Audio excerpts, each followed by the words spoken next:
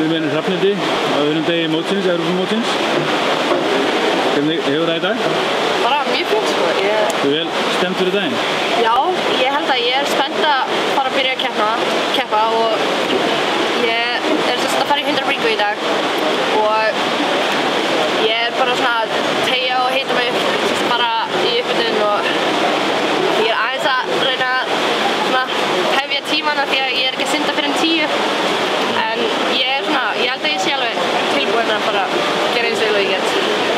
Það er flott. Ertu spennt? Já, ég er spennt og bara hlakka til að sjá hvernig mér á eftir að ganga og svona. Já, með einhver markmið, einhverja vonir?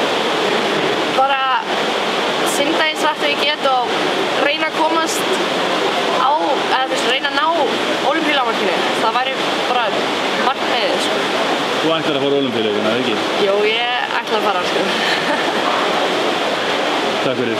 Takk.